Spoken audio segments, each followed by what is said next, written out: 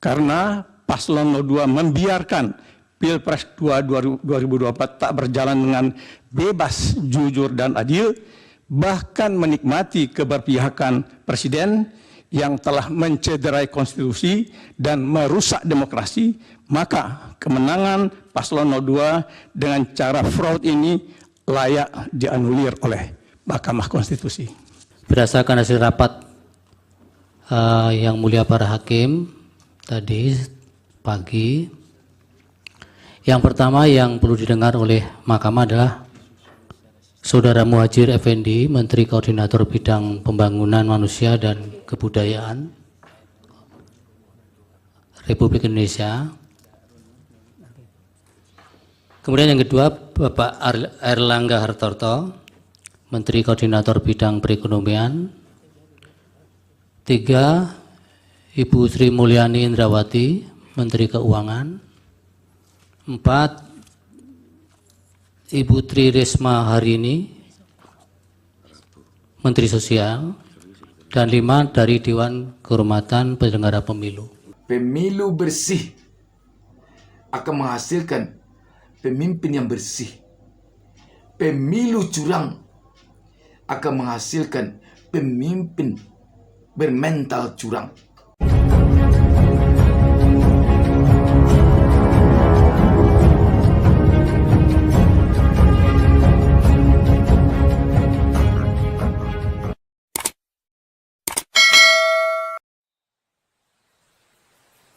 Jangan lupa subscribe.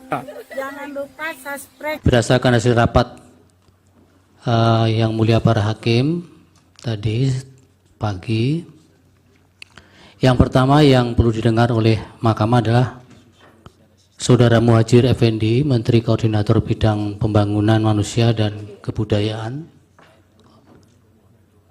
Republik Indonesia. Kemudian yang kedua, Bapak Airlangga Hartarto, Menteri Koordinator Bidang Perekonomian. Tiga, Ibu Sri Mulyani Indrawati, Menteri Keuangan. Empat, Ibu Tri Risma Harini, Menteri Sosial. Dan lima, dari Dewan Kehormatan Penyelenggara Pemilu. Jadi lima yang dikategorikan penting didengar oleh Mahkamah.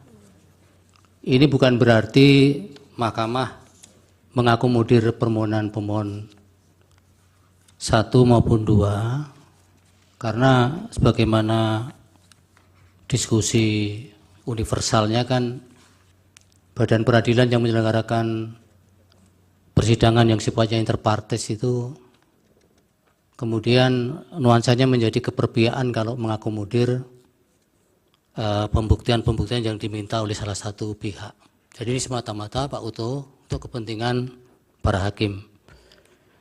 Jadi dengan bahasa sederhana, permohonan para pemohon itu sesungguhnya kami tolak, tapi kami mengambil sikap tersendiri karena jabatan hakim memilih pihak-pihak ini dipandang penting untuk didengar di persidangan. Ya. Assalamualaikum warahmatullahi wabarakatuh. Kita jumpa kembali, saya Busta Minarda kembali mendoakan kepada Allah Subhanahu wa taala, Tuhan Yang Maha Esa. Semoga kita semuanya selalu mendapatkan keberkahan hidup dari Allah Subhanahu wa taala. Dan mari kita doakan bersama agar seluruh pemimpin kita, politisi kita, para elit kita, para hakim kita di Mahkamah Konstitusi agar diberikan petunjuk oleh Allah Subhanahu wa taala kepada mereka ke jalan yang benar.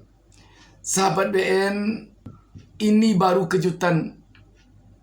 Hakim Mahkamah Konstitusi memanggil 4 menteri. Menteri Koordinator PMK Muhadjir Effendi, Menteri Koordinator Perekonomian Airlangga Hartarto, Menteri Keuangan Sri Mulyani, Menteri Sosial Tri Risma Harini, ditambah dengan dari DKPP untuk didengar keterangannya oleh Hakim Mahkamah Konstitusi pada hari Jumat tanggal 5 April besok ini berkaitan dengan sidang dugaan kecurangan pemilu yang permohonannya atau gugatannya diajukan oleh paslon 01 dan paslon 03. Sahabat BN, di sini kita melihat sekarang ini kemungkinan besar marwah Mahkamah Konstitusi yang belakangan ini terasa sangat ambruk, ada harapan akan naik kembali.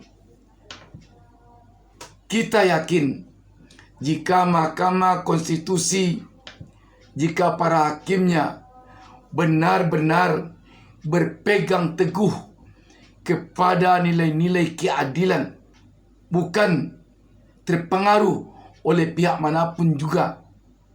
Dalam sidang kemarin ini, paslon 01 dan paslon 03 memohon kepada Hakim MK agar dihadirkan Menteri Keuangan dan Menteri Sosial untuk didengar keterangannya, terutama berkaitan dengan pengucuran bansos yang menjadi sorotan dalam perkara ini. Namun kita juga mendengar pihak kuasa hukum dari 02 kurang menginginkan kehadiran para menteri ini di Mahkamah Konstitusi. Serta tim hukum Anies Baswedan Muhaimin Iskandar meminta menteri dari Kabinet Jokowi bisa dihadirkan dalam sidang sengketa Pilpres 2024. Ketua Tim Hukum Amin, Ari Yusuf Amir, mengatakan timnya akan meminta majelis menghadirkan menteri seperti Menteri Keuangan dan Menteri Sosial. Ari mengatakan Menteri Keuangan Sri Mulyani bisa bersaksi soal penggunaan anggaran, sementara Menteri Sosial Tri Risma hari ini bisa bersaksi menjelaskan soal penyaluran bansos. Ari bilang, bisa tidaknya menteri dihadirkan sebagai saksi akan tergantung pada majelis hakim. Negara kita evaluasi bulanan. Menerima atau tidak? Karena kami tidak punya kemampuan untuk menghadirkan menteri-menteri tersebut. Tapi ini hal yang penting sebetulnya untuk sebetulnya membuka cerita fakta sebenarnya bagaimana tentang misalnya Menteri Keuangan, penggunaan anggaran negara kita, bagaimana tentang Menteri Sosial, penyaluran bansos-bansos kita. Itu penting sekali sebetulnya supaya masyarakat tahu dan kita betul-betul bisa memahami secara utuh dan sehingga yang tadi kami sampaikan di awal tentang terjadinya pengkhianatan konstitusi, MK sebagai penjaga konstitusi kita dapat memberikan putusan yang seadil-adilnya. Saudara, satu hal yang menjadi perdebatan dalam sidang sengketa Pilpres di Mahkamah Konstitusi kemarin adalah soal kehadiran Menteri Kabinet Indonesia Maju sebagai saksi terkait tudingan kecurangan Pilpres. Awalnya, tim hukum Anies Muhaimin yang meminta kehadiran 4 menteri di pemerintahan Jokowi untuk hadir dalam sidang sengketa hasil Pilpres. Tim hukum Amin menilai para menteri ini bisa menjelaskan dugaan penyaluran bansos yang tidak wajar di masa pemilu. Hal serupa juga diminta oleh Ketua Umum atau Ketua Tim Hukum Ganjar Mahfud Todung Mulya Lubis. Sementara Tim Hukum Prabowo Gibran menilai permintaan agar hakim menghadirkan menteri untuk bersaksi kurang tepat, meskipun mereka menyerahkan sepenuhnya keputusan soal ini kepada Hakim Konstitusi. Dan Wakil Presiden karena terdapat perbedaan, baik dasar hukumnya ataupun alasan hukumnya. Berdasarkan uraian pihak terkait di atas, maka cukup alasan Membantu menghadirkan Menteri Keuangan Republik Indonesia, Menteri Sosial Republik Indonesia, Menteri Perdagangan Republik Indonesia, Menteri Koordinator Perekonomian Republik Indonesia, guna didengar keterangannya dalam persidangan ini, Yang Mulia. Terima kasih, Yang Mulia. Ya, nanti kami bahas itu. 4 menteri ya. 4 menteri, Yang Mulia, betul. Permintaan ya dari paslon 1, sebab kami juga ingin mengajukan hal yang sama, Yang Mulia. Kami banyak sekali mengajukan hal-hal yang berkaitan dengan bansos, kaitannya dengan kebijakan fiskal dan yang lain-lain, maka kami juga ingin mengajukan permohonan yang sama, tapi karena sudah diajukan oleh pemohon 1, kami mendukung apa yang disampaikan oleh pemohon 1, maka mungkin sebaiknya itu tidak diperlukan. Kedua, bahwa perlu juga dipertimbangkan relevansi daripada kehadiran daripada Pak Menteri tersebut untuk perkara ini. Itu saja yang kami sampaikan. Baik, itu bagian dari yang nanti kami akan pertimbangkan. Hakim MK dalam musyawarah mereka memutuskan untuk memanggil para menteri ini. Dan kita melihat ini bukan karena desakan dari pihak manapun. Bukan karena desakan dari 01 dan 03 dan bukan pula karena pertimbangan untuk tidak menghadirkannya dari 02. Tetapi ini karena kebutuhan hakim Mahkamah Konstitusi sendiri demi keadilan. Sahabat BN, mudah-mudahan nanti akan terbongkar apa-apa yang selama ini menjadi dugaan kecurangan Pilpres atau Pemilu 2024. Khususnya berkaitan dengan pengucuran bansos. Dan tentu juga rakyat akan dapat melihat nanti keterangan dari para menteri ini. Walaupun pihak termohon serta pihak pemohon dan pihak terkait tidak boleh mengajukan pertanyaan kerana pemanggilan menteri ini adalah kepentingan hakim, tetapi kita yakin hakim-hakim di MK nanti akan menggali, akan mengorek berbagai informasi dari keempat menteri ini. Dan kita juga melihat di sini hakim MK telah melakukan terobosan bahwa untuk memanggil para menteri ini tidak diperlukannya izin dari presiden. Disinilah kelihatannya independensi dari para hakim. Sahabat BN,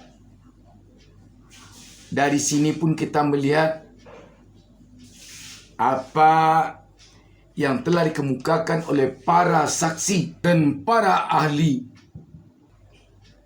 yang diajukan oleh pemohon 01 hari Senin tadi telah dapat membuka mata kita bahwa memang tampak dengan jelas betapa vulgarnya dugaan kecurangan Pilpres pada Pilpres 2024 ini.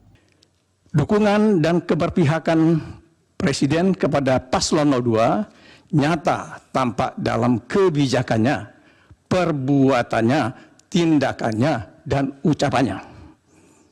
Terkait dengan pengangkatan PJ Kepala Daerah secara masif, keterlibatan pejabat negara, dan penggalangan kepala desa untuk memenangkan Paslon 02. Antara lain, berkat dukungan dan keberpihakan Presiden serupa itu yang dinikmati oleh Paslon 02, paslon ini telah memenangi kontestasi Pilpres 2024 dalam satu putaran dengan raihan suara 96.214.691 atau 58%. Karena Paslon 02 membiarkan Pilpres 2024 tak berjalan dengan bebas, jujur, dan adil, bahkan menikmati keberpihakan Presiden yang telah mencederai konstitusi dan merusak demokrasi, maka kemenangan Paslon 02 dengan cara fraud ini layak dianulir oleh Mahkamah Konstitusi. Dan tentu kita tunggu lagi keterangan para saksi dan para ahli yang diajukan oleh pemohon 03. Sahabat BN, mudah-mudahan semua ini akan mengembalikan demokrasi kita, penegakan hukum kita kepada posisi yang sesungguhnya. Dan kita yakin kalau pemilu kita telah bersih, maka gezah kita di mata dunia akan kembali naik. Dan kalau pemilu ini bersih, maka kita yakin kesejahteraan dan kemakmuran rakyat akan dapat secepatnya dirasakan oleh rakyat. Sebab pemilu bersih akan menghasilkan pemimpin yang bersih. Pemilu curang akan menghasilkan pemimpin bermental curang. Demikian sahabat BN. Wassalamualaikum warahmatullahi wabarakatuh.